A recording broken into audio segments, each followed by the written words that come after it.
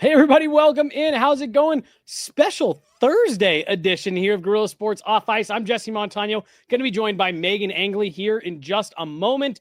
We are racing toward the end of the preseason for the Colorado Avalanche. One fake game to go, but we're going to unpack maybe the one part of the roster that is still a little bit up for grabs, or is it? We're going to talk about it. We're going to talk about how Sam Malinski's preseason has gone playing on the offside. And then we're also just going to look ahead a little bit to that season opener and then subsequent home opener next week. As always, do want to remind you guys about our great friends over at RefiJet.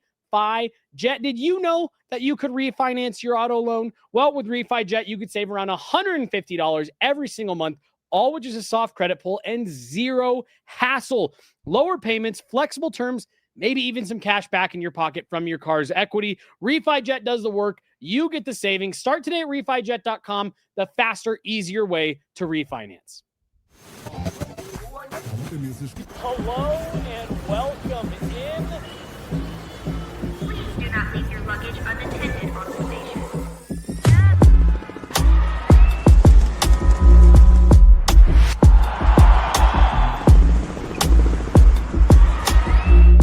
Welcome to the show.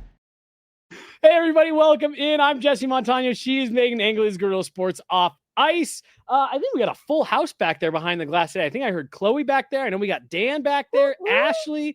It's a party for the Guerilla Sports Off Ice podcast. Meghan, it's a Thursday. How are you doing? I'm doing really good. And right before we went live, you were talking about Mucinex, and I realized I have been battling a little bit of a cold, and I have been taking Mucinex. So if any of my takes have been crazy, you guys, Well, could be the Mucinex. As you can see here from the chat right away, our guy Vaguely also, his day is also being powered by Mucinex today. So we're all crazy. We're all just a little bit crazy. Here. All a little bit crazy. We're gonna start. We're gonna talk about Gavin Brindley. We're gonna talk about Sam Malinski. We're gonna talk about the Avs as a whole. We got a look at Brent Burns last night in an Avs uniform. I really liked what I saw from him.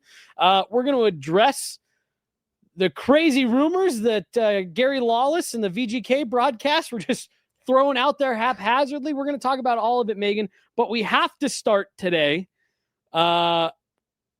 with actually something that was just mentioned in the chat. I like the bright whites for Meghan, used to seeing the boots. You guys, I'm already self-conscious.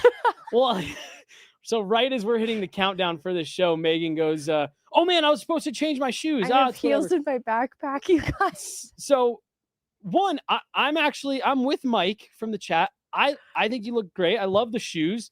And Meghan, I am wearing high support recovery slides today. Do you have plantar fasciitis? My wife does. So she was actually the one who got me started on these. I've just done a lot of walking in the last week, and my dogs were barking a bit. So I went with recovery slides today to work. So that should make you feel a little bit less self-conscious about what you got going on. It's fine. It was the socks I'm most worried about. You know, we'll breeze right over that. I won't even mention what they are.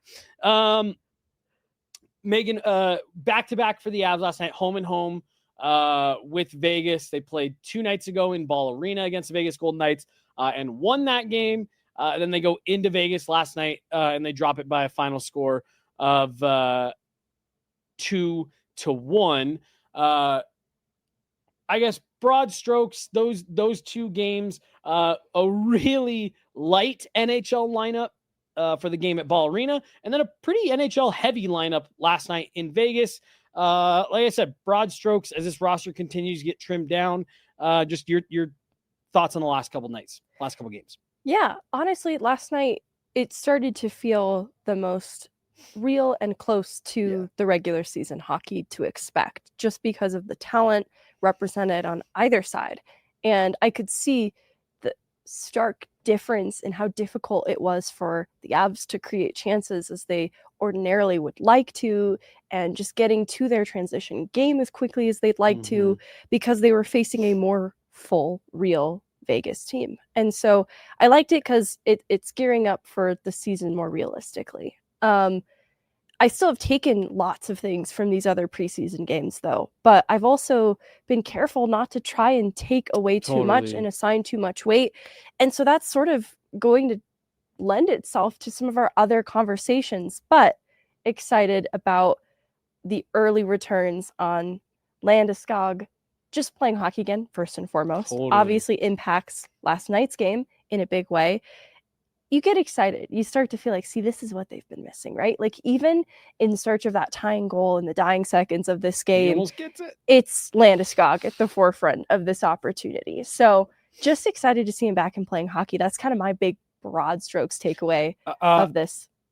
Couldn't agree more. He scores that goal last night. You know what I loved about it, Megan, was, Brent Burns was pretty hyped for him for sure, but like he skates out of that little team celly towards the bench to do the flyby, and he's just stone cold. And it's like, yeah, Gabe's back. Like he never left. Scored a goal, and it's just business as usual. Let's keep playing. And I love that call out, because that was definitely something that just popped to me last night. Obviously, he scores the goal, but it's like, yeah, he's back. He's just back in it. And he mentioned it to us not only on media day, but he's talked about it, just in the lead up to these games of like, I just want to play. Like, I'm just excited that I can just be here and worry about playing and not, oh, what's my recovery program? And what's the, how often am I going to be around the team? And what are people like? No, he's just here to play and answer our phones. Right. And answer our phones. Let's start with Gavin Brindley. Okay. Perfect. Is that all right? Yep. Are we going to come back to Gabe? Let's just keep going with Gabe. Let's just keep going with Gabe. Yeah, instead of jumping around, let's just keep going with Gabe. Don't get me wrong. I'm so excited to talk about Gavin Brindley. I thought I would be the one in this position forcing the conversation there. No. The reason I wanted to stay on Gabriel Landeskog is how his goal too is almost a wake-up call, not to the whole league, that's so dramatic, but at least to the members of the Vegas Golden Knights in this moment, because as they enter the zone, right, like Nichushkin skates the puck in, both Braden McNabb and Theodore view him as the threat. And so Theodore has Nichushkin's lane to the net. Braden McNabb kind of pulls away from Landeskog, not taking Landeskog seriously enough as a threat, giving this now clear passing lane for Nichushkin to get the puck to Landy in the circle, and Landy's pretty open to take that shot. And I thought, Braden McNabb's a great player, and he just didn't view Landeskog as a serious enough threat. And so I hope it's this kind of wake-up call of, no, this isn't just Gabriel Landeskog who missed 3 seasons of hockey. This is Gabriel Landeskog. He's back, and it is as if he's never left. Well, and what's so funny about that, Megan, is you and I have now had 2 conversations this preseason about Gabe Landeskog doing something to put the league on notice. Yes. And you do start to wonder of like, okay, well, when are they going to take it seriously? Like, when are other teams going to start to take seriously that, Gabe looks good. Right. And honestly, like, I loved them sitting him out of that 3rd day of camp. I think that's what you should do. There's no need. Absolutely. Manage his games, his practices. Right. It's just he was out for 3 years. There's no need to go overboard when you don't need to. He's a veteran. He's going to take care of himself. He's going to take care of his body. He's going to make sure he's ready. Listen to him. And not that they aren't, but this is me saying, continue listening to him, continue working with him, because that's how you're going to drive the best results in game. Absolutely. Like the call out of him being a veteran and this appearing like many preseasons we've seen before, it's exciting because he doesn't need the extra reps. Those are still his same hands, that same brain. And so he certainly will benefit from regular use, but just things like some maintenance days throughout the course of the year. This is a player who is constantly scoring 20 goals out the gate. Like since he's been in the league, he doesn't need the extra reps. Well, and he finished the season or the playoffs playing. So you kind of forget, but like, when we talk about this roster versus last year's roster and guys they lost, guys, that left in free agency or, whatever. And then we talk about, okay, well, who did they add? And, what's different about this team? I really do. You went 3 years without Gabe Landeskog. He's an add to this team for this season. This is a player they have not had since they won the Stanley Cup. They've not had this player available to them. I I think it's come out of an abundance of caution For sure. of all of, media, the team, fans, not putting too much weight into him being back. But like, at what point are we all just selling short what a massive impact it is to add a player of Gabe Landeskog's caliber back into your lineup just for free? You didn't have to you didn't have to trade for him. You didn't have to sign. Like, no, it's just a guy who was missing from your lineup for 3 years and is now just back in the fold. That's a much bigger deal than maybe we've downplayed it to be. Yeah, and it does feel like, when a toddler falls on a playground and you don't want to observe it and draw too much attention to it, because then they'll start crying. It's kind of like we don't want to look at Gabriel Landeskog on the playground.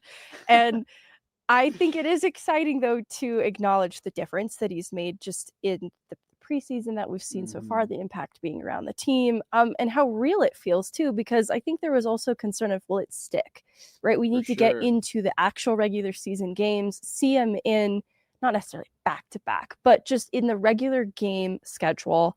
How is he feeling at the end of the first month, for example? And I think that's still an important thing to check in on. So that's, I think, where everyone's still pausing and holding space to wait and see what Gabriel Landeskog is in the regular season rigors. But everything we've seen through this point continues to be encouraging and good. And I revel in the fact if other teams sort of downplay the threat that he is on the ice, even right now, in this return. There's just not a lot of rust to really be shaken off there, because the instant chemistry he has with his line mates and how they suddenly become the best possession line on the team de facto because Gabriel Landeskog is there. But even going back to when they first started doing special teams work and the power play units were separated, that first unit has been struggling a little bit in practice to get things going. But that second unit with Landeskog at the net front on some of those days, with Brent Burns shooting pucks to the net and finding him there for the tip-ins, it was working instantly. And that just got me excited too. Like it's Gabriel Landeskog. He knows what he's doing. Well, and like we were all kind of talking amongst ourselves at camp when we first saw them starting to do special teams work, and we all said, wow, I wonder why you wouldn't put Gabe back on that first unit. And then you see him, like, we had Corey Matsak in the studio, and he was saying, like, I'm really anxious to see Brent Burns and Gabe Landeskog work together. Brent Burns is great. Corey Matsak has said Joe Pavelski has 40 more goals in his career than he otherwise would have because he played with Brent Burns. And I'm sitting here saying, if you can put together a top unit that you like, and you got some that, you got Lecky or Val or, whatever. So having Gabe Landeskog on that second unit gives you two power plays that I think you feel a lot more comfortable with than you did last year. And just having a, Brent Burns, Gabe Landeskog connection might be really great for a second unit that typically we've seen, Nathan McKinnon stay out, that top unit stay out, and kind of take some of those reps. If you've got a real viable option there, that not only is going to be just a second good option for you to have, take some of the pressure off that top unit as well. Absolutely. It makes the second unit more effective. So even because realistically, it's still going to be a power play dominated by that top unit. I'm not saying it's going to be split a minute apiece here on out because they're just so good. But I do think there's going to be more of an impact in the final 30 seconds, right, of that power play if they don't get the job done. Because I think this is experienced high caliber players on that second unit who know how to make the most of 30 seconds. Totally. And it's even the difference of how that power play finishes could have extended possession even when it returns to even strength. And it's because they've got such good players on that second unit that maybe it finishes with a few extra chances just because of the skill that's now distributed between both. So I'm excited by it. I know realistically, this isn't going to be the second unit getting that much more time in the sun, but I think their impact, even with limited time, can still be huge. I completely agree. I completely agree. I think, Again, you just go back to the last couple of seasons and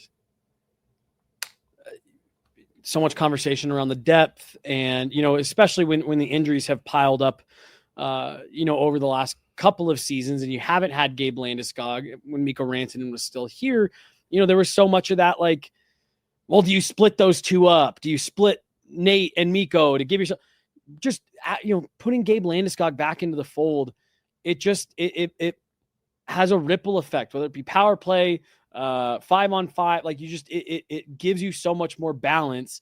And then it does, they were running Marty Netchis, Gabe Landeskog, Nathan McKinnon for a little bit there later in the game last night. And it's okay. Here's V2 of the three-headed monster that they're going to see if they can't get, to work. And like I said, I just, the more we sit here and talk about it, the more I hear you say, the more I'm sitting here going, yeah, we might be downplaying this. Like you said, we might be trying a little too hard to make sure he's not going to start crying after bonking his head. And we might just need to, throw some hype on it because it looked good. No, I think the hype is rightfully placed because we are still waiting to see what the regular season has in store, but it's why we're in such a good place in talking about opening night roster projections. The top 6 is solidified, and it's been fun to see too. They can give Victor Olofsson looks and how he fits in with the top 6 crew, but not out of necessity. There is not a hole to fill there. Right. And it's great to see because his toolkit obviously adds this shooting threat that I'm sure they want to get those looks in where you have the experimental runway of preseason with Victor Olofsson. And so we've gotten to see him a little bit too in some of these mixed personnel power play units for that kind of same reason. And so it's just a great position to be in depth-wise that they've got a guy kind of just outside their top 6 that has that toolkit. They've got a guy in Gavin Brindley who has a middle 6 toolkit. They don't quite have a place for him necessarily, but that's such a good problem to have that kind of depth. And it's only made possible because Gabriel Landeskog is healthy right now. Yep. 100%. Couldn't agree more. We talk so much about, he does it more with his defensive pairs, but we talk so much about the way that Jared Bednar likes to blend the lines, try different looks and keep opposition on their toes a little bit of, you don't necessarily know who's going to go with who. And I think the way you just put it is perfect. Gabe Landeskog just expands those options by, 5x. And I mean, truthfully, we were talking going into the playoffs last year about I don't know, do you put him with Ross and, whoever ends up being that 3C? Again, it's another example of and we were supposed to see it, you guys. Right, Ross gets hurt before Landy gets back. And oh, God, you're so right. And so again, just furthering that point, not saying that, they're going to put Gabe Landeskog on the third line, but if Jared Bednar finds a mix that he likes, whether it be moving Olofsson around or, whatever, that's quite the upgrade of a line mate for a guy like Ross Colton. And you could suddenly give yourself what we've talked about so much with what the Florida Panthers did. If you mix those up right, you could suddenly find yourself with here's this top line of whatever, Marty, Nate, and Lehkonen, and then you've got 2 second lines. Yes. And so and it's exciting if they're needing to manage Gabe's minutes in season, right? Maybe the second line matchups, the second line responsibilities, don't put him on the top unit, put him on the second, just a little bit less ice time when it's all said and done at the end of a night. Put him on this third line. It's still going to be deployed quite a bit, but it just kind of takes the pressure down a notch. And he can still be really effective and help strengthen Ross Colton's game, right? That's exactly the type of line mate that we'd like to see Ross Colton with to help open up his game to its fullest potential. So you can tell I'm getting excited as I'm talking about it. This top 9, like you said, it's a little bit interchangeable in terms of what those roles can be, and it can be leveraged to better manage some of those minutes for Gabe as we get into the season and see how he's feeling.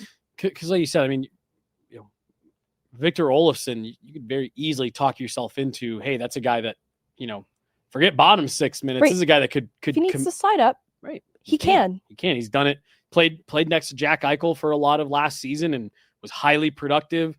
And like we mentioned, I don't know if we were talking about it before on the show, but this is a multi-time 20 goal scorer, 28 goals is a career high. Like, yeah, if you want to get creative and you find a nice mix with Victor Olofsson playing in that top six, you've got a lot of flexibility, is the point. You mentioned Gavin Brindley being a guy that can maybe fit in that, middle six role. I don't know why I forgot the word role. I'm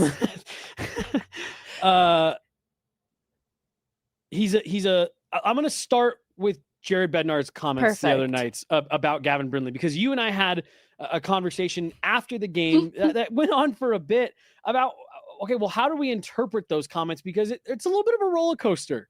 If you're Gavin Brindley, listen to what Jared Bednar had to say after the first Vegas Golden Knight game at Ball. So let's just roll it here. This is Jared Bednar on Avalanche prospect Gavin Brindley in the preseason that he's had. And I know Evan's question isn't it. Jared Bednar and Gavin Brindley. Brindley seems to be involved in every single game. You don't have a ton of spots available, but he's pushing. I guess what would you need to see to maybe, if he was to make his way into that opening night roster? Yeah, I don't know exactly what I need to see.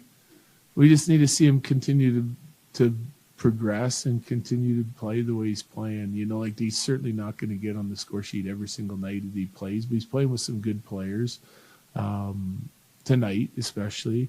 And we're putting him in some spots to see how he handles it. And he keeps, answering the bell and stepping up. And I think he's been impactful on both sides of the puck too. So I really like him as a young player.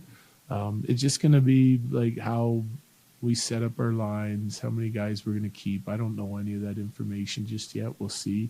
And we got, a couple more games yet to watch him and Bardakov. I like Bardakov again tonight too. He's a big physical guy that, plays a little angry. And so we'll just see how the third line center position shakes out and see who we need and what we need. But they're certainly both good options for us. And I think both of them can play games for us. It's about if they start here or not. I'll find it. As I'm echoing here in my lap. So there you go. And I'm going to try to pull it here in just a minute. But Megan, you did ask a follow-up about Brindley's ability to fit in the bottom part of the lineup, potentially, if that's the spot that comes available for him. It was an interesting answer because, like I said, when you and I talked about it after, you hear that initial, because Evan asked, what can he do? What can he show you? And Jared goes, I don't know.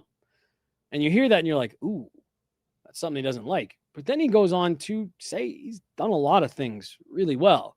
We keep putting challenges in front of him and he just keeps knocking them down. We keep putting him in different situations and he continues to thrive. You and I talked back and forth of like, it's a really interesting interview. And where I eventually landed, Megan, was my interpretation of that was really likes him as a prospect, is excited by him. But what's the number one thing that you and I talk about all the time with Jared Bednar? It's the trust. Can we trust what this guy is doing yet? And that to me is the one part based on that answer right there, where I sit there and say, there's definitely still you got to keep proving it every single night element to this. Yeah, I think it becomes a question of who is Brindley bumping out of the depth chart to solidify the full-time role. And I shouldn't even say full-time. I think he deserves some reps at the NHL level this year. We've gone back and forth on what we think that could mean. I'd like to see him rewarded with an opening night game. Mm-hmm. And the expectation that he'll be reassigned and he'll get in regular games at the American League level. So he's playing, 20 minutes a night, top power play unit and PK. Because I think that's the part that's holding him back right now. Mm-hmm. Now, I've personally felt people don't see his fit, for example, a fourth line role. And I kind of understand it, but I also think they're selling short some of the things that Brindley does well that I do think could lend itself to a depth role, which is why I asked that question. The thing that's missing, though, is the PK specialist component. Mm-hmm. I think he needs to get integrated with the system, and he will be able to do that at the Eagles because they they kill the same way. It'll be very familiar once he gets those reps in, but he doesn't have that trust in those reps at the NHL level too, the way that a player like Joel Kiviranta does.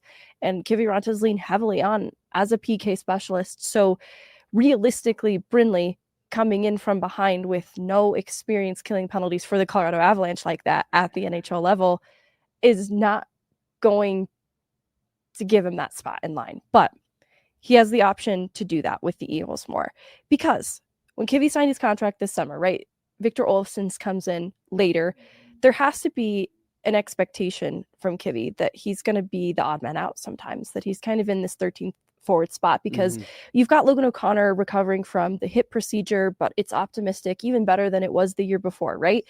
So he's expected back early season. You've got then an absence of opportunity for Kiviranta to be in the night, in the lineup on a nightly basis, unless injuries inevitably crop up. But that's your next guy in line. And so that makes things a little bit tricky for Gavin Brindley, is where I'm going with this. Because of the trust component and being a PK specialist. He needs more reps at the NHL level. Honestly, for the defensive side of the puck reasons, like that's going to be where he's more vulnerable to getting beat, muscled off pucks. Yep. And I think that he has intriguing things in his toolkit because of his dynamic skating. And I think a really high IQ too, that attention to detail that we pointed out after the Vegas game here at home is exactly the kind of thing that helps to push play forward. And so where he's separated from others, why he deserves to be in this conversation of pushing for an NHL role, keeping in mind he's 20 years old, that there's so much opportunity for him to ascend to a full-time role when a more compatible one becomes available. Like this, honestly, here's what's great. Yeah, maybe the role isn't available now, but the front office, they're put on to Gavin Brindley and his fit in this organization. They are going to be highly motivated to find a place for him in their future plan. He's already a part of it. They trade for him for a reason, right? And now what he's doing in this preseason and what he has the opportunity to continue to do with the Eagles, he just forces himself to be a part of the conversation that they can't ignore, that they have to make future planning, surround him, involve him, center around him, because he's such an undeniable fit. And it's the way in which he drives offensive play because of that motor that just doesn't quit. He's a constant threat on the forecheck, and he is constantly aggressive, gapping up on guys in the O zone, driving to the net front, getting inside ice because of his speed, his lack of fear too, to drive inside ice is honestly what immediately rewards them on that odd man rush where Colton scores in that, at home Vegas game. It's because of that nose for the net, and that fearless instinct to go there. And his skating allows him to win a lot of those races, and it allows him to get out of battles, win pucks back, because he's just so strong coming in and out of traffic. You know what word sticks in my head a lot watching him? What? Loud. He's super loud. He's a loud player. He's noticeable, even on plays. We're going to walk through a goal against for the Avs here in just a little bit, but he's involved. Like I said, it seems like every time we have looked up, in this preseason, he's involved. Good, bad, mostly good, indifferent, right? It doesn't seem to matter. He's involved. You unlocked a light bulb. Sorry. No, go ahead. I do have the follow-up answer from Jared Bednar, as well as how you were talking about him fitting in the bottom part of the lineup. Sorry, go ahead. So I didn't love the start of this Vegas game for the Avs. They obviously also ultimately do not win this game last night. And I think some of their bad habits from the first period crept into the third period. They were trailing in the shots battle. And when you look at the shot share early into this game, kind of past the 10-minute mark, it was something like 6-4 in that range. And 2 of those 4 shots came from Gavin Brindley. And I think it is significant that at every moment of the game, he is trying to drive play. And he's trying to create something out of nothing. Like you mentioned, you see him involved, good, bad, indifferent. When you talk about 200-foot players, it's one thing to be a 200-foot player, and it's one thing to be noticeable in every zone. That's a great call out. And Gavin Brindley is noticeable in every zone. And so that just stood out to me early in this game, where I'm not really loving the start that he came ready from the start of the puck, and he's consistent in bringing that energy, that commitment, that effort, start to finish. Because late in that game, you see him kind of getting more reps up with the big guys when they're pushing from behind. Mm-hmm. He is leaned on as a guy that some of this offense could come from him, because he's a little spark plug. And that's why I've liked seeing him play with a guy like Ross Colton in preseason. Let's run this other clip here from Jared. Then I want to circle back to a couple of things that you were talking about, as it relates to what we'd like to see next opening night, all that stuff. But here we go. Another, this is Megan's follow-up on Gavin Brindley. Well, I think, with the growth and what we're seeing with him being able to, like, he killed all the penalties tonight with Jack, with a guy, and they were really good. Again, it's not against Vegas's number one unit or number two unit, right? So we may see that tomorrow. We'll put him in some more of those spots. But if he's able to, like, pick up some roles and fill some minutes like that, that helps his cause. So we're going to keep putting him in those roles.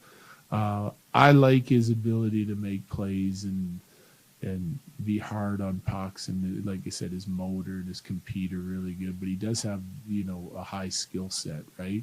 So, the third line is kind of up in the air. If we get OC back, does Jack come down and play with Kells and OC again? Like, we have the ability to send him down and play American League games and get lots of touches, and we have the ability to keep him here and keep him involved in different roles. So we'll just see how it all plays out. There's nothing set in stone in this league. You got to prove yourself every day, but he's certainly doing a nice job through training camp and exhibition so far. So there you go. I thought that maybe that's where my takeaway was so softened too, is we have the ability to keep him here. In addition to we have the ability to send him down. He's waiver exempt. It's a really easy call up to make. But I found it interesting that this door still remains open to this possibility of we have the ability to keep him here. Well, and so here's my thing with it, Megan, because I said when you were talking about, like, we have a little bit different views on, like, what we would like to see next. And because I had said, I want to see him get sent down and just keep it going. Cause he didn't have a great year in the AHL last year. He dealt with some injuries. That was part of it for sure. But, like, I'd love to see him get reassigned and just go, eat up Eagles camp and get into those first couple American League games and really have an impact against the Calgary Wranglers, who are the Eagles open their schedule against just a few days after the Avs do. And then call him back up and see how well it translates. But I am not at all opposed to what, you were saying of, like, give him that reward of the home opener, because in my opinion, here's what I think is the tough reality that Gavin Brindley is up against. He's not a center. 1. 2, there's a couple guys that he has to climb over to beat out. And 3, and this one's maybe the most unfair, he's waiver exempt. He's really easy to send down and call back up and send back down and call back up. So truthfully, like, him being reassigned, I don't look at it as like an indictment on his play. It just may not be that the fit isn't exactly right, unless he is just going so far above and beyond that it's undeniable he is a better option for us than winger X. And that's why, and I even talked to you about this before, and so I was glad you suggested it first, because I know people are going to jump on me right away for saying it.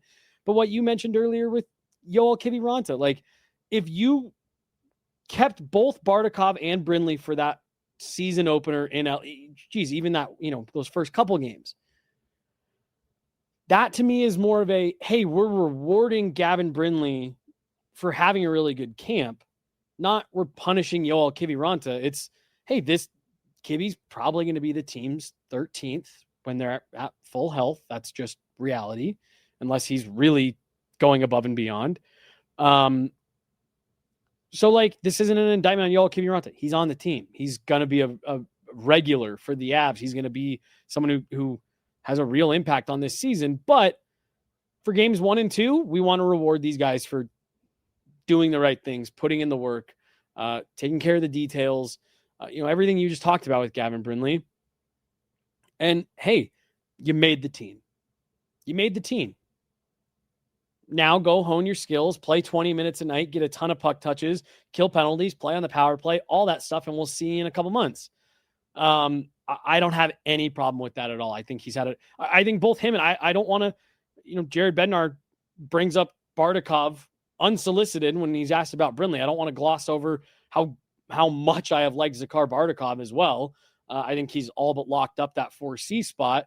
But Gavin Brindley has, if they put him on the opening roster, it's because he's earned it every last bit. And if he's not, I think to me that's more circumstances rather than an indictment on what he's done. Well, and so my thing is they have the ability to, like, they'll still be under 23 contracts with, if they set it as such. I think they can afford to do this, is where I'm going with it.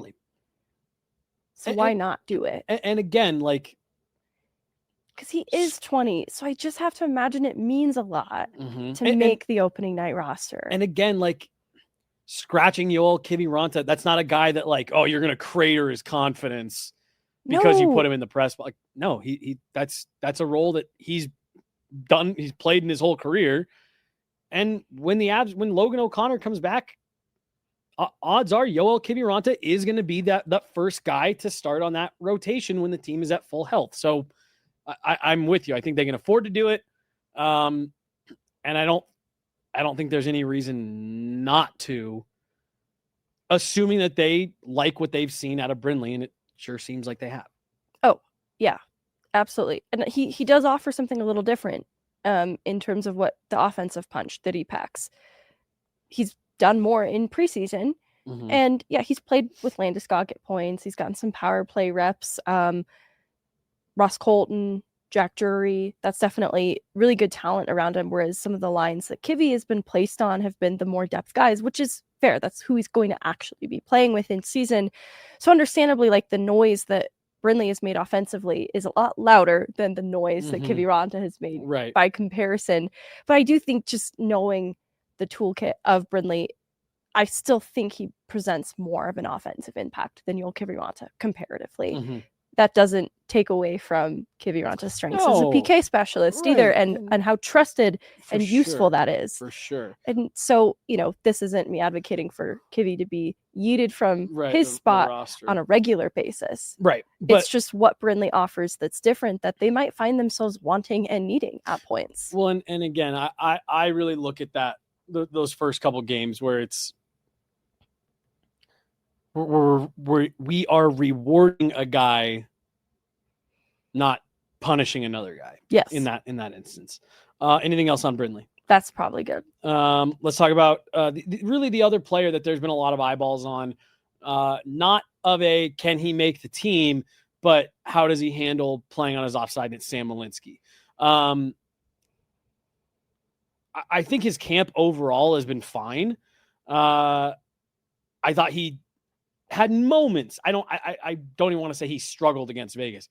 He had a couple moments where it's like, that's got to get cleaned up. And you and I, we're going to talk through one here, but you and I were talking through it earlier. To me, I don't see anything from Sam Malinski that's not easily fixable, especially with how smart of a player he is.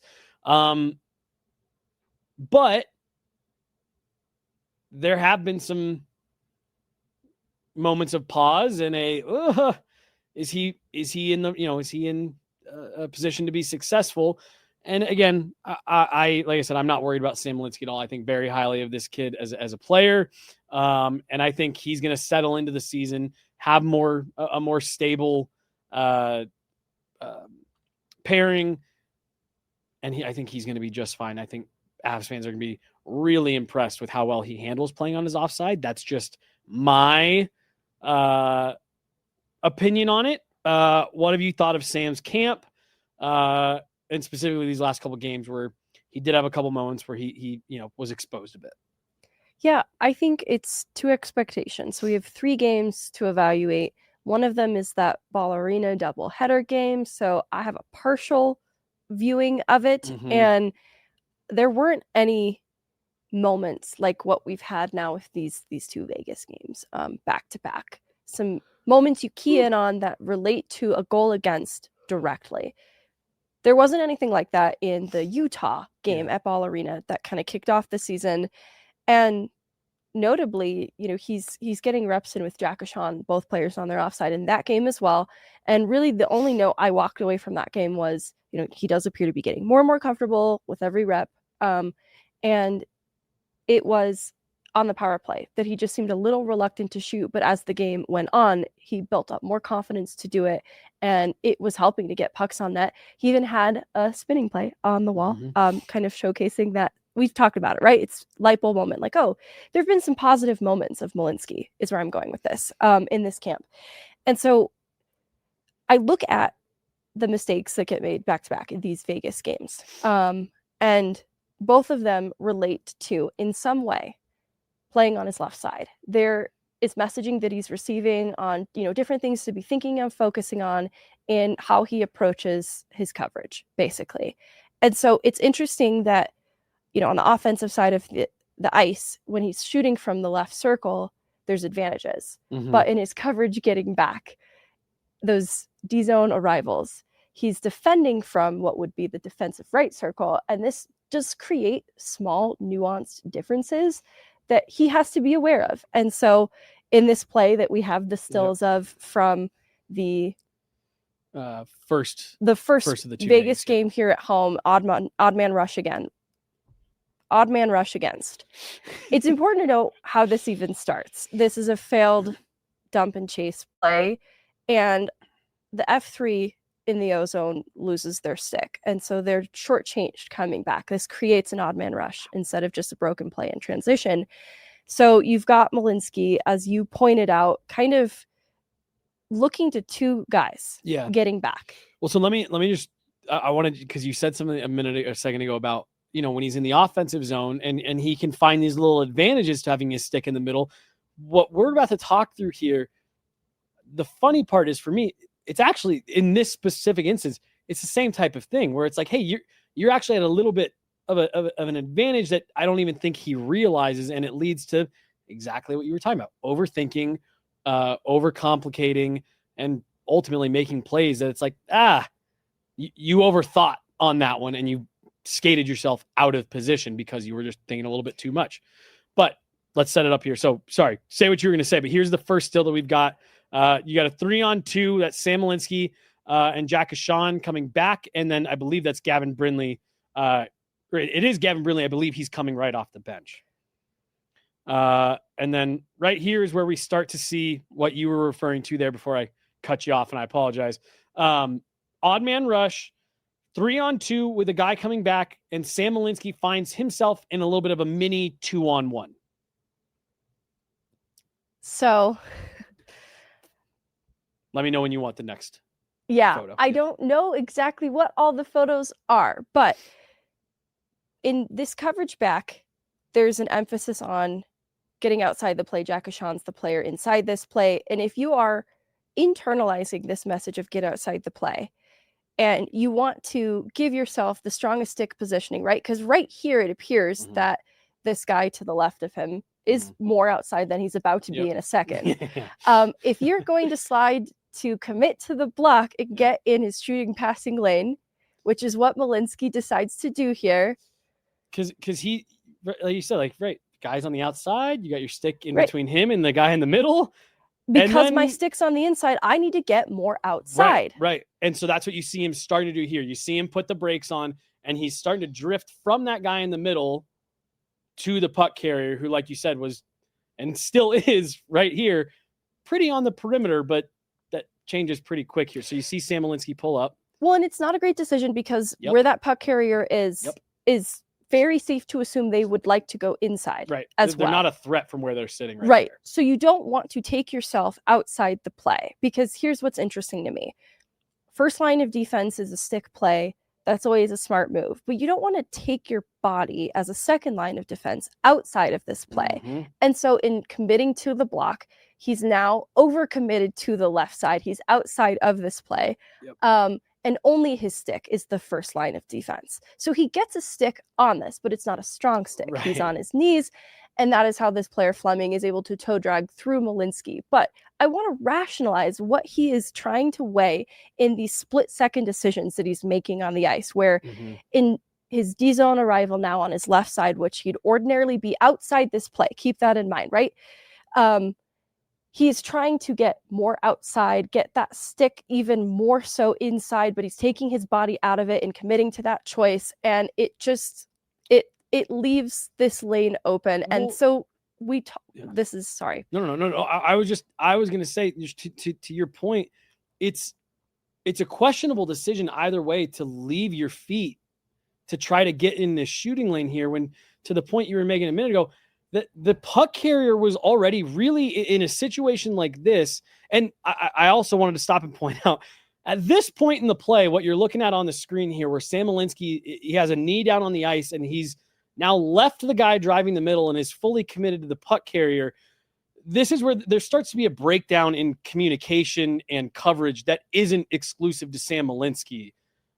And it's part of what leads to multiple guys being open by the time you get to the end of this. I just want to make sure it's to point out, it starts with Sam Malinski maybe making a decision he shouldn't, but then it starts to break down all over the ice and he doesn't get backed up in the way that he should. I made the comment to you. Let me go back 2 screenshots here. I'd actually like to see Gavin Brindley, and again, this is communication, I'd like to see him attack the puck carrier from here and allow your 2 defensemen to take the guys that are driving the middle of the ice. So, breakdown in communication in general, but from the Sam Malinski standpoint, sorry, I didn't mean to interrupt you. I just wanted to make sure to point out that right here, it starts to become more than just a Sam Malinski problem. So my first look at this is where Jack Ashon finishes this play is weird too. Yep. And so Brindley's coming onto the ice in relief, in support of whoever that F3 was who lost their stick. Yeah. They changed guys. This is just kind of a cluster ball, a cluster puck, if you will. Good for you. And so the lack of communication leads to both Jack Ashon and Brindley being a little unclear on their assignments, but either way, there's an even clearer lane to the net for Fleming, the puck carrier, who now has, I won't even say baited. Malinski was trying to make the right play. He overdid it, overcommitted. He's now outside of the lane. Now Jack Ashon ends on the far side of this net. Yeah. And he has no assignment. That's sort of what keeps this lane to the net very, very clear. And, Brindley, to his credit, he's just trying to throw on the Jets and he's get there. To get somebody. And so that's where I like your call out. If he had attacked the puck carrier initially in this play, he probably had the speed to get there, to be honest. But or even when Sam Malinski makes the play right here where he drops down and forces the puck carrier, because like you said, Malinski does get a stick on it. He's stopped, he's choked up on his stick. There's not a lot of strength on it. Again, if and I'm not picking on Gavin Brindley, but whoever that is coming in late, if you're supporting the puck carrier there, well, you're able to make a second touch on that puck, on a stick, get a body into him, because Sam Malinski leaving his feet, not only do you leave your feet, but you actually stop your momentum. So he's trying to make this already kind of a weak play on the puck. And then as this play continues, you see right here, he's standing still. He's not even in position to be able to get back in the play. So he really could have benefited from some back checking support when, hey, I make this initial play trying to get in this lane. Right. I'm able to get a touch on the puck. It's not enough. If you have someone else who's flashing through late, you can disrupt that play a little bit more. But to your point about Jack Ashon, it's right here where suddenly Gavin Brindley's the only one in position. Right. And even then, because of where he decided his assignment was, he's outside his assignment. But he is a strong skater who could be inside this play right now. So anyways, this play is a lot, there's a lot of blame to be shouldered all around. And I'd like to point out again, failed dump and chase. I'm not going to be a bully and name names, but the puck carrier who dumped the puck in initially, it wasn't a very smart dump in. So it led to a very inevitable, predictable, broken play, leading to an odd man rush. So where I'm going with this is I'm not ready to give up on the Malinski experiment, because I want to talk about how, all right, we've rationalized how this player adjusting to his left side has maybe overdone it a little bit in response to this play. I think that Malinski as a player is typically calm. And I actually think he is the type of player that is not going to overutilize his skating necessarily and just kind of scramble on the ice to make a play. I think he will normally, with more poise and a lot of intention, make the stick play without taking his body out of it. And so I think he is trying to grapple with how to balance that right now, because I've noticed him in those D-zone arrivals kind of right around that circle, unsure how much of his skating to leverage. And so I actually, in the Vegas game last night, before the play below the goal line that we'll talk about in a second, I watched him twist himself up into a pretzel a little bit, defending in the low circle there. And he actually appeared to get hurt by this, by the way. So I actually worried he was not feeling super great late in this game when this happened, the behind the goal line play. And so I think what he'll have to get adjusted to is, what is too much in leveraging his skating and that agility, mobility, that lateral movement that can absolutely help to manage his lanes. You just have to reconcile these two things so that you're not taking your body out of the plane unnecessarily. Because I think some of what he's doing too is trying to get his forehand stick blade like in the strongest positioning to, if he does catch that puck and it's now in his possession, he has the accuracy of where he'd like to send it. And so I think that he's used to playing in that way. That's what he's going for each time, which is why this play behind the net, it starts with Cale Makar trying to, grab the puck from the air, drop it down. He sends it below the goal line. Hold on. I want to pause real. I just want to say one last thing about the rush play in the first Vegas game really fast. Sorry. Like I said, there's a couple things there, and I agree with what you were just saying, and vaguely just put in the chat. Like he just needs more of those reps playing on that offside, because I really do. I sit there to your point about the bad dump in. Better communication as that play is coming through the neutral zone, honestly, probably mitigates a lot of that.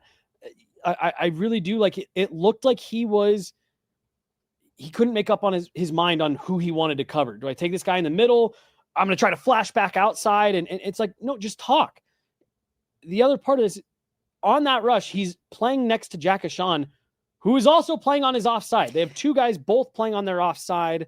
And again, Ashan ends up in kind of no man's land. Right. I think there's even that play right there. The reason it's something that that they are talking about with him and showing him that film, it doesn't overly concern me because that looks so fixable to me with just a couple little things and just a little bit more awareness of, hey, look, if your goal here is to keep that puck from coming to the middle, you don't need to, drift in, then drift back out. You're already keeping that guy to the outside. You've got a back checking trailer coming late. Talk with him.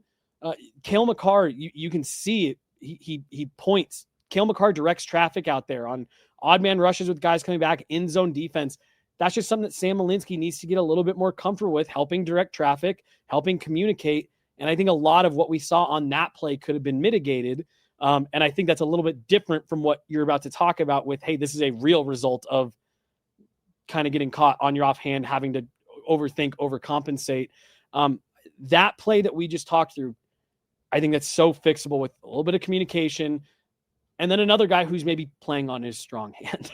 Yeah, because Jack Ashan ending up on that far side of the net in a weird place is not for no reason either. Right. And he has a little more experience playing on his offside. So I think that keeping in mind, this is the third, well, this was technically the second, but he's now only played 3 games on his offside. Like throughout his career, this has not been required a lot of him because usually the righties are so coveted and in need that they're just playing on their true side. So throughout his career, this just hasn't come up as something he's regularly doing in games at the NHL level. So that's the other part, is it's going to take some time, genuinely. Jared Bednar's willing to give him a longer leash, right? Yep. Like as an audience, we also maybe shouldn't be salivating at the opportunity, clamoring to hyperfixate on these very inevitable, predictable mistakes that, again, you look at it and you can just rationalize. He's getting a lot of messaging about some of the differences of playing on his left side. And if you over internalize what that means, what that looks like, you might overcomplicate things and overreact a little bit. And so he just has to settle into his game. And I think those reps, the mistakes are important. Actually, I am far less concerned about the mistakes. I'm more concerned with how he adjusts moving forward, the course correction that follows, because the mistakes that get made are 2 different ones. So it's not as if Malinski has been burned on an odd man rush back-to-back games. Just keeps, he can't keep a guy from going from the outside. Yeah, no, totally. So sorry, go ahead. Yep. This next Vegas game, the way that they defend in their own end too is collapsing coverage. And so, you've got Cale Makar on the the right side of this play, defending back. He catches the puck and airdrops it, sends it below his own goal line to Malinski in what should be a very easy, gets the puck, rims it around, and they're breaking out the puck at this point. Where it is not so easy as Malinski, who is inside this play, in reaching for that puck. He is coming at it, his stick's curved like this, right? It's his backhand that's going to touch it first. So he tries to move it from his backhand to his forehand so that he can maneuver it and have the most accurate and stable trajectory of where to send it. But if you imagine a lefty going for that puck even behind the net, that first reach is going to be on their forehand, and they're just going to have a more immediate and accurate place to send it. And so that small decision of moving it backhand to forehand is in just enough time for Riley Smith to see the opportunity of a vulnerable player and to check him. He loses the puck altogether, and obviously it results in a goal against. And I just really wanted to key in on the small difference of when you're reaching for that puck and you're a righty and it's your backhand versus if you're reaching for it and you're a lefty and you can instantly have it on your forehand. That takes a split second difference of what you're able to do with that puck, what the best decision is, and even the direction that you're able to best send it. Like where Malinski is trying to send it is away from the danger. And if he had caught it on his forehand and moved it back, it would have sent it directly into the line of danger. He's trying to move it away from it. And, I'm sure you're looking at it right now. I'm looking at it here. Yeah. And it's a small thing where players handling the puck below the goal line like that, right hand, left hand, backhand, forehand, no matter what, they need to be able to be stronger on the pucks. Right, yeah. Because there's going to be some level of manipulation required at times. That's just fair to say. Well, and so there's a couple things here. And again, with the benefit of I'm looking at it right here. I also and again I look at this as a very similar to the goal that we were just talking about in terms of learning, right? It actually looks like he looks to like try to reverse and because I think he wants to get back and be and like lose that forechecker that Riley Smith. All right, I'm gonna escape towards the wall, get some breathing room, and then I'll be able to be on my forehand and move this puck out. He shoulder checks and sees that, okay, if I just leave this for Cale, you have Mark Stone coming downhill back into the danger. Right. And so, okay, that's not a clean out. What I'd honestly just like to see there, and also beautiful touch pass from Mark Stone, getting that pass from Riley Smith to move it across to William Karlsson. But that's, again, where communication needs to be high and guys need to understand. Sam Malinski needs to, there needs to be support on that wall, knowing, hey, he's catching this on his offhand. He needs to chip it into that far corner. Needs to be more immediately at the far corner, so that even if he's reaching for it and it is his backhand, he just nudges it. You can pool cue that. You can pool cue that better than nudge. Nudge sounds really soft, but that's exactly where my brain goes because. No, I'm not faulting Brock Nelson, and this would have been a pick play, what I'm about to describe. But Brock Nelson, in the path of Riley Smith to Malinski here, I'm just wondering, could Brock Nelson have been more of a problem? See, I will say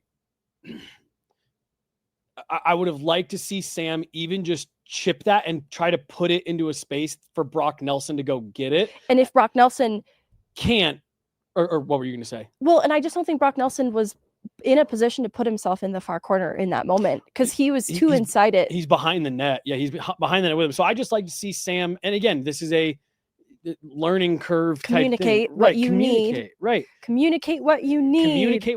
And if he can just chip that puck, hey, Brock Nelson, go win it, or tie that puck up in the corner and allow everyone to kind of get themselves resettled back in position. It wasn't the right decision to try to reverse it himself and shed that forechecker. Wasn't the right decision, but hey, that's why you play preseason. And the sliding block, taking your body outside the play and the odd man rush, not the right decision. I want to be very clear on that. I just want to rationalize that his brain has not turned off. This is a very smart hockey player who you can see the intention behind what he was trying to do. Mm-hmm. And where playing on your left side can sometimes just add an extra tiny layer that makes this maybe a bit more challenging. And so you look at that, and like you said, the learning that happens, it's something that can be fixed.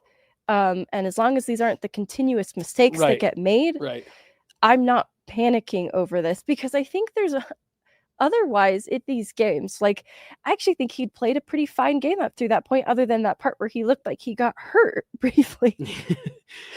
I'd also like to see him, and I'm actually gonna try to grab a couple quick stills because he had some good plays. I was gonna shout out, like, this was a pretty stacked Vegas lineup, and so there was a play where he corralled Mitch Marner to, the outside, pinned him up against the wall, and just completely prevented the play from advancing deeper into the zone.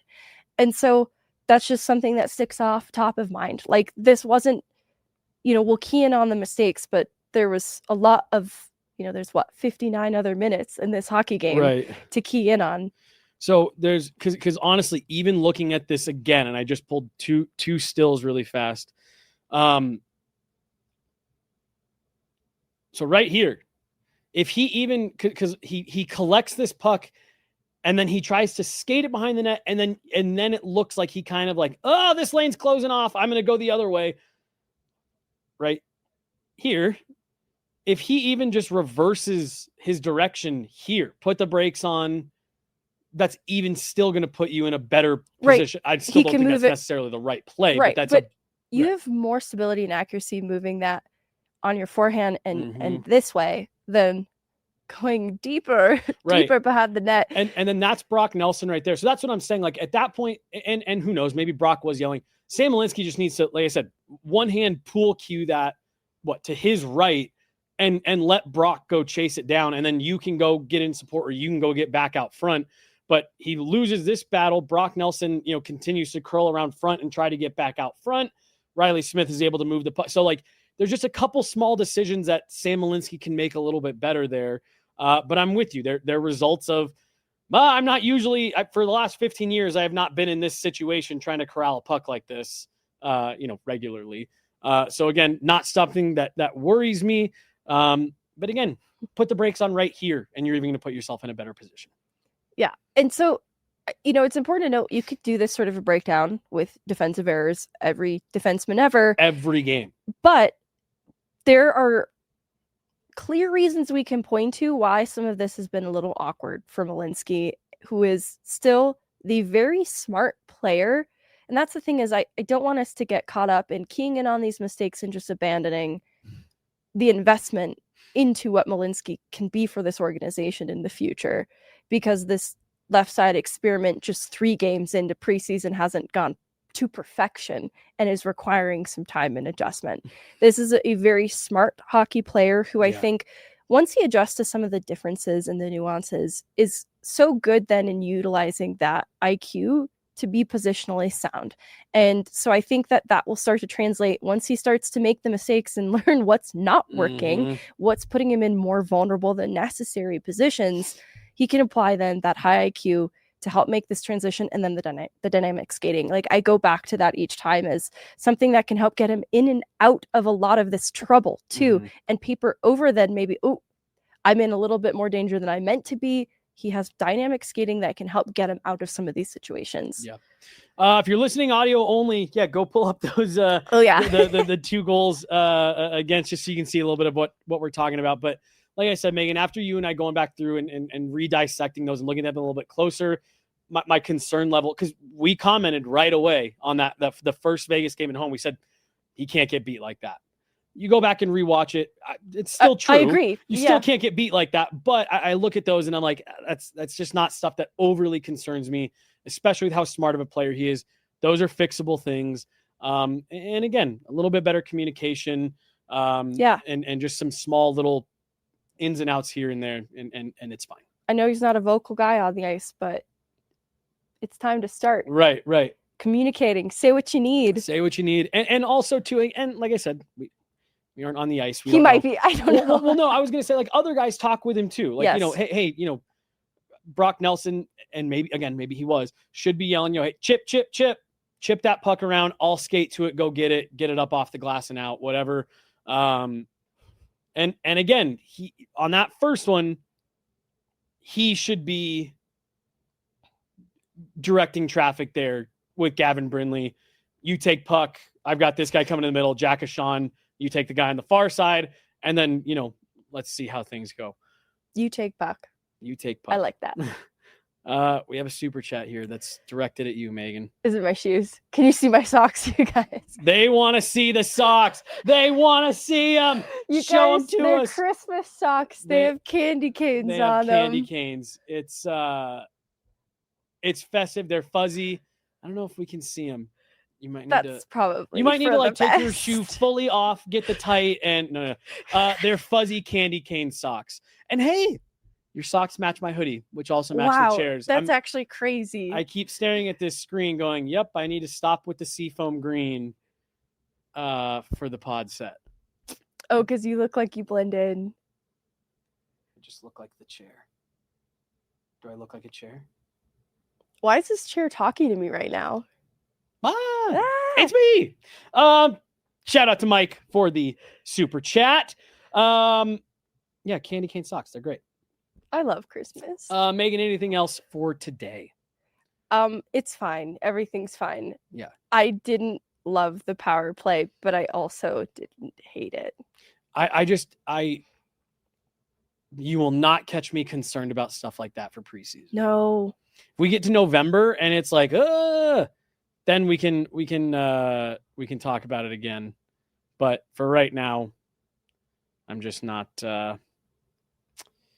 It's just not bothersome for me. I think this is going to be a team that's got a couple power play units that can be impactful, and also new power play coach. Let's give it a second to settle. Oh, we're giving people time to make adjustments to new changes. That's the theme of today's show. Give people some time. Give people time. Have you ever tried something for the first time and not been immediately good at it? Ask that again.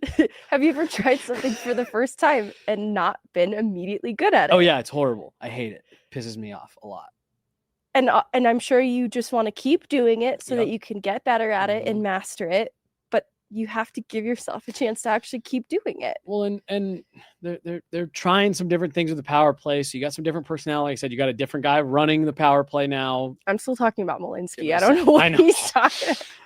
$1.99 from Vaguely did shoot me a picture of there they are. Boom, boom. Keep them going. There's the Brent Burns photo from today that he was referencing in the chat that Av Social posted from Media Day. I'm not. Is this from something? Is this Step Brothers? No, I think this is just like 90s Sears Okay. portrait. Because the glasses is what has thrown me off. Yep. I believe they did do like a Step Brothers